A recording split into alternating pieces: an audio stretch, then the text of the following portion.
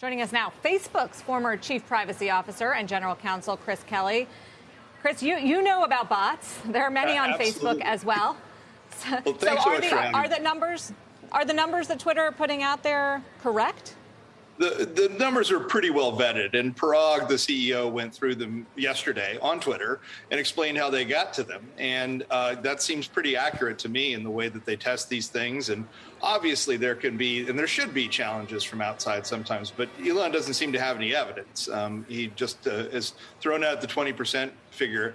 And it almost makes me like get to Dr. Seuss at this point. It's, it's the Twitter bot battle and the, Beetle battles, all these different things that are going on. There's not a lot of evidence that he's thrown out so far, whereas Parag and the Twitter team have presented a lot of evidence about how they do this. So, barring him coming up with real evidence here, his assertions are just assertions, and Twitter in many ways sort of has him over a barrel, given the way that the merger agreement works.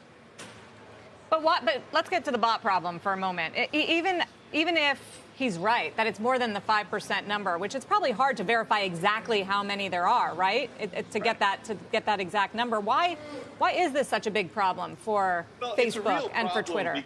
Look, we've had disinformation campaigns running on social media for years. And, from the early days when it became clear that these were going to be powerful platforms, Facebook and Twitter and other players and Pinterest, everybody in the space has to deal with this in a serious way, if only for the spam problems, all of the kind of security side attacks that go on. And they've all built pretty extensive countermeasures for it. And the scope of the problem, because of their economic incentives to follow it, is quite large. And then there are political incentives to follow it too. And we've had massive disinformation funded by states in some cases work on these platforms. The platforms have had to develop countermeasures, and in most cases, they're quite good. Keeping it under 5% is somewhat of a challenge, but I think that Twitter's met that battle reasonably well, and Facebook certainly has had to step up its game over the years.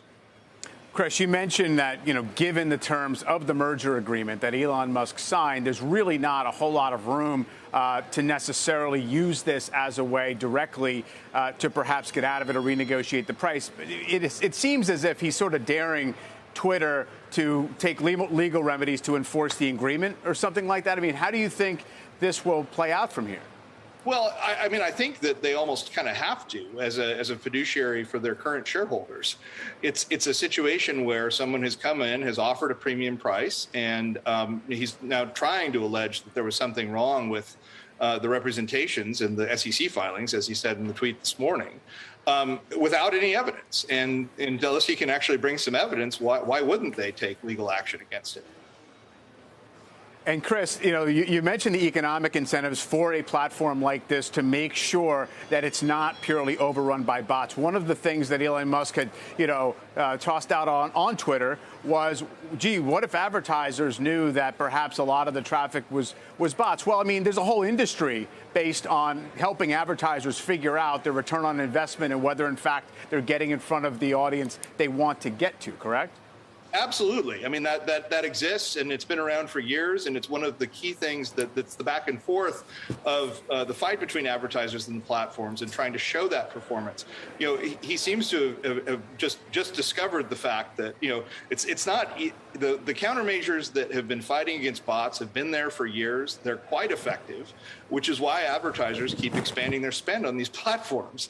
And the idea that some of the things that he's put in the filings about how he wants to grow the business, and he's talked about paying for tweets and things like that, all things that have been tried and that have largely failed. The advertising-based businesses are what work on these platforms. And so, it's just puzzling to me, how he seems to think that he's saying all sorts of new things about fighting the bots on the platforms. It's like, it's been happening for years, and it's pretty effective.